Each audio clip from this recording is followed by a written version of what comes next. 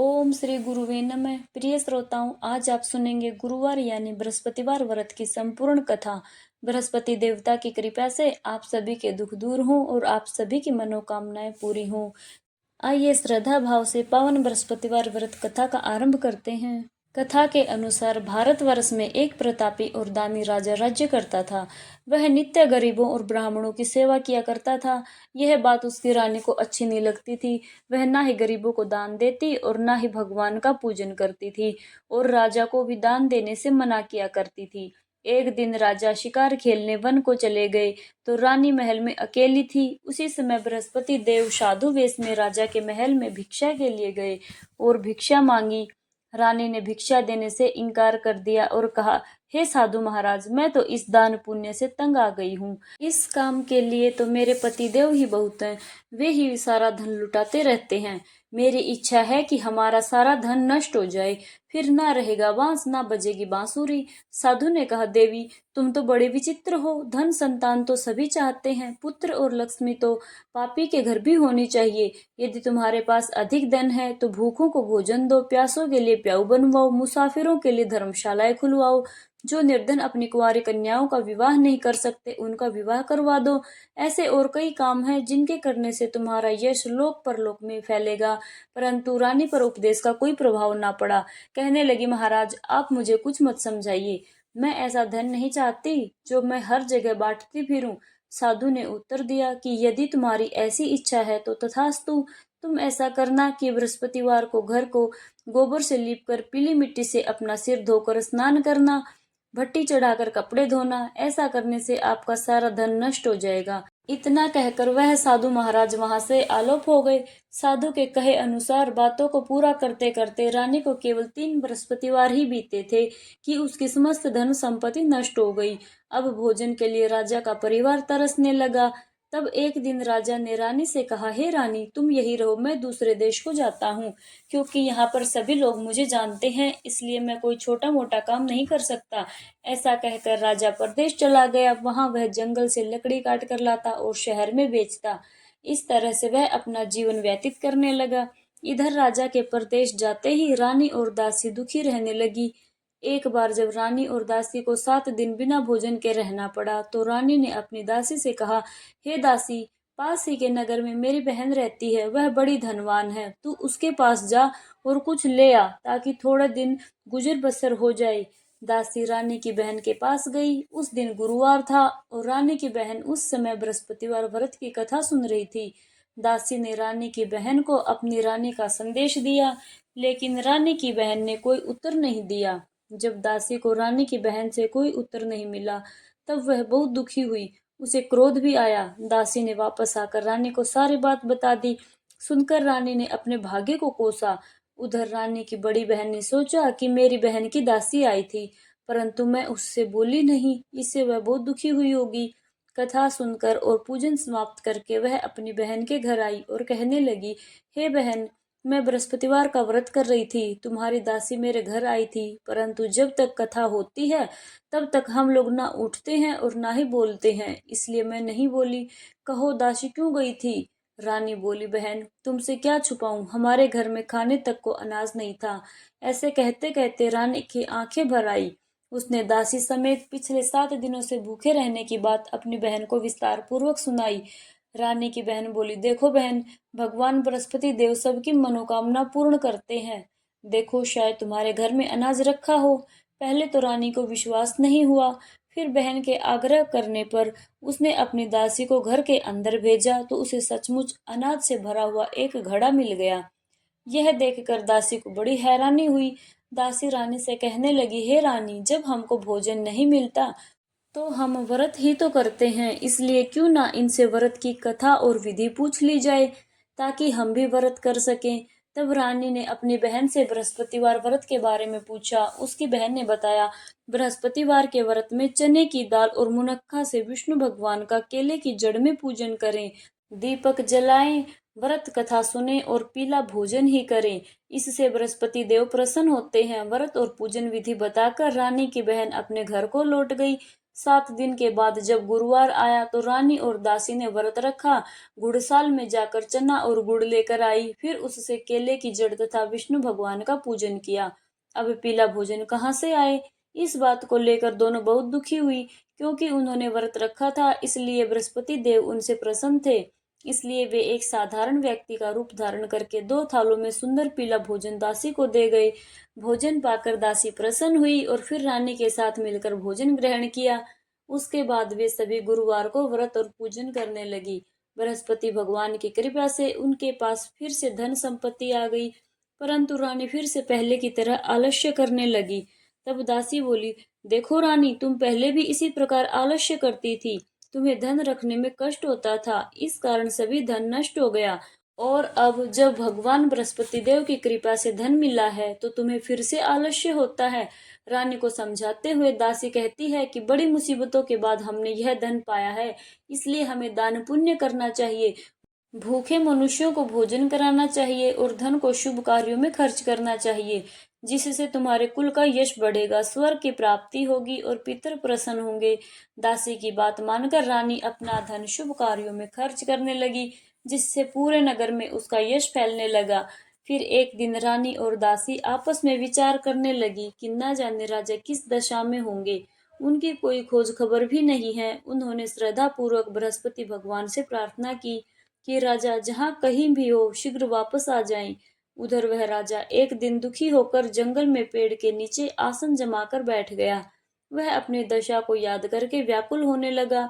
बृहस्पतिवार का दिन था। एकाएक उसने देखा कि निर्जन वन में एक साधु प्रकट हुए। वह साधु वेश में स्वयं बृहस्पति देव थे। लकड़हारे के सामने आकर बोले, हे लकड़हारे, इस सुनसान जंगल में तू चिंता मग्न क्यों बैठा है? लकड़हारे ने दोनों हाथ जोड़कर प्रणाम किया और उत्तर दिया, महात्मा जी, आप सब कुछ जानते हैं, मैं क्या कहूँ। यह कहकर वह रोने लगा और साधु को अपनी आत्मकथा सुनाई। महाराज जी ने कहा, तुम्हारी स्त्री ने बृहस्पतिवार के दिन बृहस्पति भगवान का निरादर किया है, जिसके कारण रुष्ट होकर उन्होंने तुम्हारी यह दशा कर दी। अब तुम चिंता दूर करके मेरे कहने पर चलो तो तुम्हारे सभी कष्ट दूर हो जाएंगे और भगवान पहले से भी अधिक संपत्ति देंगे। तुम बृहस्पति के दिन कथा किया करो। 2 पैसे के चने मुनक्के लाकर उसका प्रसाद बनाओ और शुद्ध जल से लोटे में शक्कर मिलाकर अमृत तैयार करो। कथा के पश्चात अपने सारे परिवार और सुनने वाले प्रेमियों में अमृत और प्रसाद बांटकर आप भी ग्रहण करो। ऐसा करने से भगवान तुम्हारी सब मनोकामनाएं पूर्ण करेंगे। साधु के ऐसे वचन सुनकर लकड़हारा बोला, हे प्रभु, मुझे लकड़ी बेचकर इतना पैसा भी नहीं मिलता जिससे भोजन के बाद मैं कुछ बचा सकूं। मैंने रात में अपनी पत्नी को व्याकुल देखा है। मेरे पास कुछ भी नहीं है जिससे मैं उसकी खबर मंगा सकूं। साधु ने कहा, हे लकड़हारे, तुम किसी बात की चिंता मत करो। बृहस्पतिवार के दिन तुम रोजाना की तरह लकड़ियां लेकर शहर को जाओ। तुमको रोज से 2 गुना धन प्राप्त होगा, जिससे तुम भली भांति भोजन कर लोगे और बृहस्पति देव की पूजा का सामान भी आ जाएगा। जो तुमने बृहस्पतिवार की कथा के बारे में पूछा है वह इस प्रकार है। प्राचीन काल में एक बहुत ही निर्धन ब्राह्मण था। उसकी कोई संतान नहीं थी। वह नित्य पूजा पाठ किया करता, लेकिन उसकी पत्नी ना स्नान करती, ना ही किसी देवता का पूजन करती। इसी कारण वह ब्राह्मण देवता बहुत दुखी रहते थे। भगवान की कृपा से ब्राह्मण के यहाँ एक कन्या उत्पन्न हुई। कन्या बड़ी होने लगी। प्रातः स्नान करके वह भगवान विष्णु का नाम जाप किया करती। बृहस्पतिवार का व्रत करने लगी। पूजा पाठ समाप्त कर पाठशाला जाती तो अपनी मुट्ठी में जौ भरकर ले जाती और पाठशाला के मार्ग में डालती जाती। लौटते समय वही जो सोने के हो जाते तो उनको बीन कर घर ले आती। एक दिन वह बालिका सूप में उन सोने के जौ को फटक कर साफ कर रही थी। तभी उसकी माँ ने देख लिया और कहा, हे बेटी, सोने के जौ को फटकने के लिए सोने का सूप भी तो होना चाहिए। दूसरे दिन गुरुवार था। उस कन्या ने व्रत रखा और बृहस्पति देव से सोने का सूप देने की प्रार्थना की। बृहस्पति देव ने उसकी प्रार्थना स्वीकार कर ली। रोजाना की तरह वह कन्या जौ फैलाती हुई पाठशाला चली गई। पाठशाला से लौटकर जब वह जौ बीन रही थी तो बृहस्पति देव की कृपा से उसे सोने का सूप भी मिल गया। उसे वह घर ले आई और उससे जौ साफ करने लगी। परंतु उसकी माँ का वही ढंग रहा। एक दिन की बात है, कन्या सोने के सूप में जब जो साफ कर रही थी तो उसी समय उस नगर का राजकुमार वहां से निकला। कन्या के रूप और कार्य को देखकर वह उस पर मोहित हो गया। राजमहल आकर वह भोजन और जल त्याग कर उदास होकर लेट गया। राजा को जब राजकुमार द्वारा अन्न जल त्यागने का समाचार पता चला तो अपने मंत्रियों के साथ वह अपने पुत्र के पास गया और कारण पूछा। राजकुमार ने राजा को उस लड़की के घर का पता भी बता दिया। मंत्री उस लड़की के घर गया। मंत्री ने ब्राह्मण के सामने राजा की ओर से निवेदन किया। कुछ ही दिन बाद ब्राह्मण की कन्या का विवाह राजकुमार के साथ संपन्न हो गया। इधर कन्या के घर से जाते ही ब्राह्मण देवता के घर में पहले की तरह गरीबी का निवास हो गया। एक दिन दुखी होकर वह ब्राह्मण अपनी पुत्री से मिलने गया। बेटी ने पिता की अवस्था को देखा और अपनी माँ का हालचाल पूछा। ब्राह्मण ने सभी हाल कह सुनाया। तब कन्या ने बहुत सारा धन देकर अपने पिता को विदा किया। लेकिन कुछ दिन बाद फिर वही हाल हो गया। ब्राह्मण फिर अपनी कन्या के यहाँ गया और सभी हाल कहा तो पुत्री बोली, हे पिताजी, आप माता जी को यहाँ लिवा लाइए। मैं उन्हें वह विधि बता दूंगी जिससे गरीबी दूर हो जाए। ब्राह्मण देवता अपनी पत्नी को साथ लेकर अपनी पुत्री के पास राजमहल पहुंचे तो पुत्री अपनी माँ को समझाने लगी, हे माँ, तुम प्रातः काल स्नान आदि करके विष्णु भगवान का पूजन करो तो सब दरिद्रता दूर हो जाएगी। परंतु उसकी माँ ने उसकी एक भी बात नहीं मानी। वह प्रातः काल उठकर अपनी पुत्री की बची जूठन को खा लेती थी। एक दिन उसकी पुत्री को बहुत गुस्सा आया। उसने अपनी माँ को एक कोठरी में बंद कर दिया। प्रातः उसे स्नान आदि करा के पूजा पाठ करवाया तो उसकी माँ की बुद्धि ठीक हो गई। इसके बाद वह नियम से पूजा पाठ करने लगी और प्रत्येक बृहस्पतिवार को व्रत करने लगी। इस व्रत के प्रभाव से मृत्यु के बाद वह स्वर्ग को गई।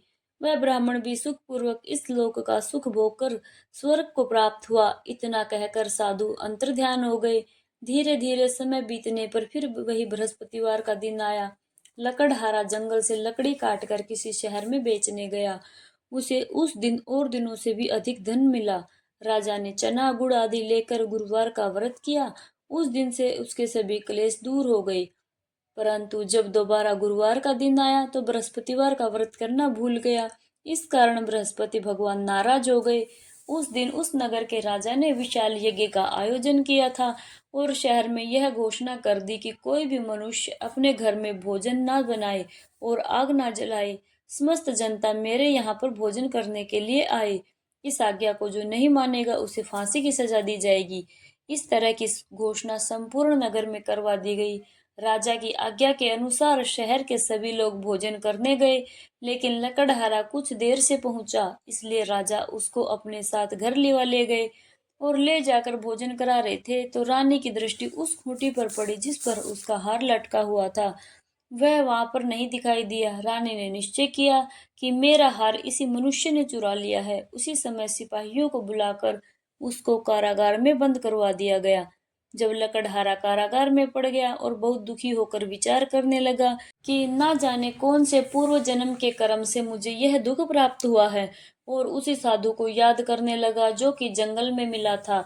उसी समय तत्काल बृहस्पति देव साधु के रूप में प्रकट हुए और उसकी दशा को देखकर कहने लगे, अरे मूर्ख, तूने बृहस्पति देव की कथा नहीं करी, इस कारण तुझे यह दुख प्राप्त हुआ है। अब चिंता मत कर।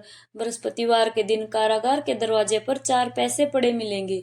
उनसे तू बृहस्पति देव की पूजा करना, तेरे सभी कष्ट दूर हो जाएंगे। बृहस्पति के दिन उसे 4 पैसे मिले। लकड़हारे ने कथा कही। उसी रात को बृहस्पति देव ने उस नगर के राजा को स्वप्न में कहा, हे राजा, तुमने जिस आदमी को कारागार में बंद कर रखा है वह निर्दोष है। वह राजा है, उसे छोड़ देना। रानी का हार उसी खूंटी पर लटका है। अगर तू ऐसा नहीं करेगा तो मैं तेरे राज्य को नष्ट कर दूंगा। इस तरह रात के स्वप्न को देखकर राजा प्रातः काल उठा और खूंटी पर हार देखकर लकड़हारे को बुलाकर क्षमा याचना की और लकड़हारे को योग्य सुंदर वस्त्र आभूषण देकर विदा किया। बृहस्पति देव की आज्ञा अनुसार लकड़हारा अब अपने नगर को चल दिया। राजा जब अपने नगर के निकट पहुंचा तो उसे बड़ा आश्चर्य हुआ। नगर में पहले से अधिक बाग, तालाब, कुएं तथा बहुत सी धर्मशालाएं, मंदिर आदि बन गए हैं। राजा ने पूछा, यह किसका बाग और धर्मशाला है? तब नगर के सब लोग कहने लगे, यह सब रानी और बांदी के हैं। तो राजा को आश्चर्य हुआ और गुस्सा भी आया। जब रानी ने यह खबर सुनी कि राजा आ रहे हैं तो उन्होंने बांदी से कहा, हे दासी, देख, राजा हमको कितनी बुरी हालत में छोड़ गए थे। हमारी ऐसी हालत देखकर वह लौट न जाएं, इसलिए तू दरवाजे पर खड़ी हो जा। आज्ञा अनुसार दासी दरवाजे पर खड़ी हो गई। राजा आए तो उन्हें अपने साथ लिवा लाई। तब राजा ने क्रोध करके अपनी रानी से पूछा कि यह धन तुम्हें कैसे प्राप्त हुआ है। तब उन्होंने कहा, हमें यह सब धन बृहस्पति देव के इस व्रत के प्रभाव से प्राप्त हुआ है। अब राजा ने निश्चय किया कि 7 रोज बाद तो सभी बृहस्पति देव का पूजन किया करते हैं, परंतु मैं प्रतिदिन दिन में 3 बार कहानी और रोज व्रत किया करूंगा। अब हर समय राजा के दुपट्टे में चने की दाल बंधी रहती थी और दिन में 3 बार कहानी कहता। एक रोज राजा ने विचार किया कि चलो अपनी बहन के यहाँ हो आए। इस तरह निश्चय कर राजा घोड़े पर सवार होकर अपनी बहन के यहाँ जाने लगा। मार्ग में उसने देखा कि कुछ आदमी एक मुर्दे को लिए जा रहे हैं। उन्हें रोककर राजा कहने लगा, अरे भाइयों, मेरे बृहस्पति देव की कथा सुन लो। वे बोले, लो, हमारा तो आदमी मर गया है, इसको अपनी कथा की पड़ी है। परंतु कुछ आदमी बोले, अच्छा, कहो, हम तुम्हारी कथा भी सुनेंगे। राजा ने दाल निकाल ली और जब कथा आधी हुई तो मुर्दा हिलने लग गया और जब कथा समाप्त हुई तो राम राम कह के खड़ा हो गया। आगे मार्ग में उसे किसान खेत में हल चलाता मिला। राजा ने उसे देखा तो उससे बोले, अरे भैया, तुम मेरी बृहस्पतिवार की कथा सुन लो। किसान बोला, जब तक मैं तेरी कथा सुनूंगा तब तक 4 हरैया जोत लूंगा। जा अपनी कथा किसी और को सुनाना। इस तरह राजा आगे चल गया। राजा के हटते ही बैल पछाड़ खाकर गिर गए और उस किसान के पेट में बड़ी जोर का दर्द होने लगा। उसी समय उसकी माँ रोटी लेकर आई। जब उसने यह देखा तो अपने पुत्र से सब हाल पूछा और बेटे ने सभी हाल कह दिया। तो बुढ़िया दौड़ी दौड़ी उस घुड़सवार के पास गई और उससे बोली कि मैं तेरी कथा सुनूंगी, तू अपनी कथा मेरे खेत पर चलकर ही कहना। राजा ने बुढ़िया के खेत पर जाकर कथा कही, जिसके सुनते ही बैल उठ खड़े हुए और किसान के पेट का दर्द भी बंद हो गया। राजा अपनी बहन के घर पहुंचा। बहन ने भाई की खूब मेहमानबाजी की। दूसरे रोज प्रातःकाल राजा जगा तो वह देखने लगा कि सब लोग भोजन कर रहे हैं। राजा ने अपनी बहन से कहा, ऐसा कोई मनुष्य है जिसने भोजन ना किया हो और जो मेरी बृहस्पतिवार व्रत की कथा सुन ले। बहन बोली, हे भैया, यह देश ऐसा ही है। पहले यहाँ लोग भोजन करते हैं, बाद में अन्य काम करते हैं। अगर कोई पड़ोस में हो तो देख के आती हूँ। वह ऐसा कहकर देखने चली गई, परंतु उसे ऐसा कोई व्यक्ति नहीं मिला जिसने भोजन ना किया हो। अतः वह एक कुम्हार के घर गई, जिसका लड़का बीमार था। उसे मालूम हुआ कि उनके यहाँ 3 रोज से किसी ने भोजन नहीं किया। रानी ने अपने भाई की कथा सुनने के लिए कुम्हार से कहा। वह तैयार हो गया। राजा ने जाकर बृहस्पतिवार की कथा कही, जिसको सुनकर उसका लड़का ठीक हो गया। अब तो राजा की प्रशंसा होने लगी। एक दिन राजा ने अपनी बहन से कहा, हे बहन, अब हम अपने घर को जाएंगे, तुम भी तैयार हो जाओ। राजा की बहन ने अपनी सास से कहा। सास ने कहा, हाँ, चली तो जाना, परंतु अपने लड़कों को मत लेके जाना, क्योंकि तेरे भाई के कोई संतान नहीं है। बहन ने अपने भैया से कहा, हे भैया, मैं तो चलूंगी, पर कोई बालक नहीं जाएगा। राजा बोला, जब कोई बालक ही नहीं जाएगा तब तुम भी जाकर क्या करोगी। बड़े दुखी मन से राजा अपने नगर को लौट आया। राजा ने अपनी रानी से कहा, हम निर्वंशी राजा हैं, हमारा मुंह देखने का धर्म भी नहीं है और कुछ भोजन आदि नहीं किया। रानी बोली, हे प्रभु, बृहस्पति देव ने हमें सब कुछ दिया है, वह हमें संतान भी अवश्य देंगे। उसी रात को बृहस्पति देव ने राजा से स्वप्न में कहा, हे राजा, उठ, सभी सोच त्याग दे, तेरी रानी गर्भवती है। राजा को यह बात सुनकर बड़ी खुशी हुई। 9वें महीने उसके गर्भ से एक सुंदर पुत्र पैदा हुआ। तब राजा बोला, हे रानी, स्त्री बिना भोजन के रह सकती है, पर बिना कहे नहीं रह सकती। जब मेरी बहन आए तब तुम उससे कुछ मत कहना। रानी ने सुनकर हाँ कर दिया। बोली, ठीक है। जब राजा की बहन ने यह शुभ समाचार सुना तो वह बहुत खुश हुई और बधाई लेकर अपने भाई के यहाँ आई। तभी रानी ने कहा, घोड़ा चढ़कर तो नहीं आई, गधा चढ़ी आई। राजा की बहन बोली, भाभी, मैं इस प्रकार ना कहती तो तुम्हें संतान कैसे मिलती। बृहस्पति देव ऐसे ही हैं, जिसके मन में जैसी भी मनोकामना होती है सभी को पूर्ण करते हैं। जो सद्भावना पूर्वक बृहस्पतिवार का व्रत करता है, कथा पढ़ता अथवा सुनता है, दूसरों को सुनाता है, बृहस्पति देव उसकी सभी मनोकामनाएं पूर्ण करते हैं। प्रेम से बोलिए बृहस्पति देवता की जय। प्रिय श्रोताओं, अब सुनिए बृहस्पति देवता की आरती। ओम जय बृहस्पति देवा स्वामी जय बृहस्पति देवा। छिन छिन भोग लगाऊं कदली फल मेवा। ओम जय बृहस्पति देवा। तुम पूर्ण परमात्मा तुम अंतर्यामी स्वामी तुम अंतर्यामी। जगत पिता जगदीश्वर जगत पिता जगदीश्वर तुम सबके स्वामी। ओम जय बृहस्पति देवा। चरणामृत निज निर्मल सब पातक हरता स्वामी सब पातक हरता।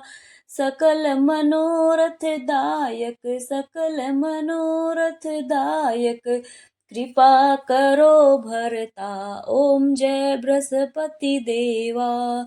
तन मन धन अर्पण कर जो जन शरण पड़े स्वामी जो जन शरण पड़े। प्रभु प्रकट तब होकर आकर द्वार खड़े। ओम जय बृहस्पति देवा। दीन दयाल दयानिधि भगतन हितकारी स्वामी भगतन हितकारी। पाप दोष सब हरता भव बंधन हारी। ओम जय बृहस्पति देवा। सकल मनोरथ दायक सब संशय तारो स्वामी सब संशय तारो। विषय विकार मिटाओ संतन सुखकारी। ओम जय बृहस्पति देवा। जो कोई आरती तेरी प्रेम सहित गावे स्वामी प्रेम सहित गावे। ज्येष्ठानंद बंद सो निश्चय फल पावे। ओम जय बृहस्पति देवा। ओम जय बृहस्पति देवा स्वामी जय बृहस्पति देवा। छिन छिन भोग लगाऊं कदली फल मेवा। ओम जय बृहस्पति देवा। सभी प्रेम से मिलकर बोलिए बृहस्पति देवता की जय। श्री विष्णु भगवान की जय। बृहस्पति देवता की जय।